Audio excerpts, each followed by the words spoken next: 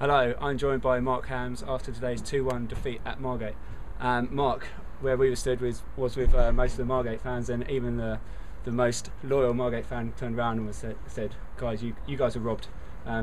We was robbed, weren't we? Yeah, it's a real kick in the what's isn't it? Because but then I've said a few times in interviews that I learnt the hard way when we first come into this division, that you don't know football until it's really kicked you in the nuts, and we've got no choice but to bounce back. I think we've played well. I'm not going to get too excited about anything, but I think we've played really well.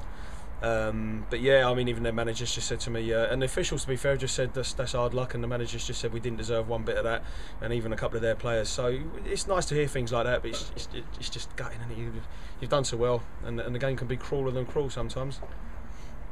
We did have a lot of chances, notably to Gary McDonald and to Simon Huckle.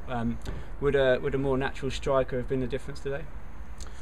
Possibly, yeah, but what I've got to point out is that although the shape was the way it was set up, it wasn't a cut. I made it very clear from the start, even from sort of the back end of the training session Thursday night, really, that we come here to win the game.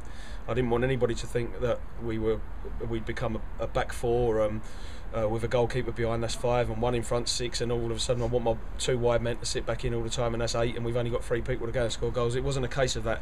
It was a case of go and enjoy yourselves, don't feel any pressure at all, not because the manager's not here at the moment, just try and win the game. And I had a big fear of it being our downfall and coming unstuck, because we were pushing bodies on to try and win the game and get bodies in the box, which really, in a roundabout way, is how we created so many chances, by having good amount of bodies in the box. But it wasn't. That's not the way we got done. We got done by a pathetic sort of mix-up stroke bad bit of luck, if you want. And we've defended so well, I think, over the course of the game as a unit, and we've just been one lapse in concentration defensively, down the sides, in the middle, and that's the difference between drawing and coming away with a good point and getting beat. Yeah, certainly the sort of defence did look stronger today, but two quite soft goals. Is that worse to take, or? Yeah, it is, and it's what I don't want is for it to be this where we have a same old story mentality, where we think, oh God, we've had bundles and bundles of chances, and all of a sudden it's just one chance they get and we concede. I don't want us to go to, I've just said to him there, I don't want to go to Bury with that, where it's one of those, oh, we're so close but so far away all the time, because it'll happen somewhere along the line. It'll click. I'm not saying it'll happen Tuesday, I'm not saying it'll happen next week, but somewhere along the line it'll work and we'll get ourselves on a run. And I think a lot of the time when we have had good chances in games, a lot of it's been quite fortunate, really, but today it was, and it's all down to my coaches, not because Dowse isn't here today. I mean, nothing's really changed, but today I think it was we got lots of chances because we looked like we got strong bodies, good amount of bodies in the box and forward up the pitch. Sure, but obviously we have lost Ali Shaban, and Tate isn't available at the moment. Is there anyone else to come in? I presume you're looking at stuff that you can't tell us about just yet. Yeah, one or two bits and pieces, and Dowse is still doing bits behind the scenes, believe it or not, although he wants to be left alone and to fix himself. But let's not forget we had 3 frontmen on the bench today, and the young lad Duffy, Stuart Duffy, who's come from Hampton and Richmond, 20 years old, and done he said all the right things. He's trained well the other night. He said all the right things in terms of he's not bothered about money and things like that. He wants to come and get games and score goals, and said to me before the game, he said, I'll come on and get the winner for you.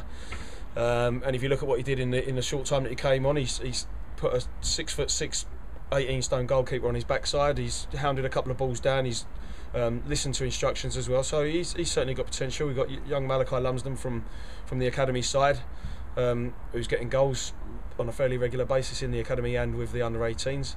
And Jason Henry, who's got a fairly proven record at Tooting as well. So there's ammunition. The thing was, we were so and ahhing so much about, do we want to go and try and win it? Do we want to settle for a point? Shall we go 2 up top and risk losing bodies in the middle? Because I thought Ian Gale did a very good job there today of nullifying their attack, and we decided not to. And did we get it wrong? Well, we lost, so possibly yes. The goal we did score came from a penalty from the ever consistent Bobby Traynor. But what did you make of the decision to give the penalty in the first place? It looked fairly innocuous from where I was. No, I thought it was a definite penalty, and I'm one of these. I must admit, I'm one of these that protects referees and officials because I've been one myself. So I do try to protect them as best possible. But I thought it was a penalty, definitely. I know some people might say, well, he's hit him in the back after he's headed the ball. So did it actually affect him heading the ball? If that's outside the box and somebody's headed the ball on, then gets clattered in the back, it's a foul. So just because it's inside the 18-yard box, it doesn't make any difference. Sure. Their keeper was awarded man of the match. Said something about what you were saying earlier about the chances. Yeah, So, well, exactly. It's just a repeat of the question. I didn't even know that, to be honest with you. And he's pulled two of them at the end there where he's scraped But yes, you could say the same about the one the other day where Mo's come on, can't you? And he sort of back-heeled and dived at the same time and he's hit the post and you think, bloody hell. But we can't have that sort of, I won't allow it at the moment. I won't allow that, oh God, here we go again mentality because we're having chances but we're just not putting it away. Because we'll be okay, and we'll do the same. I can make a promise to everybody. We'll go to Bury again on Tuesday and we'll try and win the game. We're not going to go there with an away day mentality or let's feel sorry for ourselves because of Douse and we just won't do it. We're going to go there and try and win the game. What we've had no Alan Dowson here today. Where is he? What's he up to? What's going on? Well, the latest is he's doing the right thing for himself and he's resting up. The health issues that he's got will remain private. The signs and symptoms will remain private. He's made it quite clear that he's a little bit under the weather, or perhaps a little bit more than that. It's certainly not that serious that he wants everybody to go charging around his house and feeling sorry for him or ringing him and texting him. He just wants to be left to his own devices, which is exactly right, because a little bit of the problem he has is stress related and he puts himself through it every single day, believe it or not, although people sometimes hate his guts. Doesn't deserve that. And he's even turned his phone off to me. I spoke to him yesterday for about 3 minutes, to be honest with you, and he said, right, I'm turning my phone off, it's going in the drawer and I don't want to hear from you, and that's his exact words to me. So it's not just a case of not wanting to hear from players or other people, friends, etc. It's even myself he doesn't want to hear from. But I need to make it clear that as far as I'm concerned, he is the manager of this football club.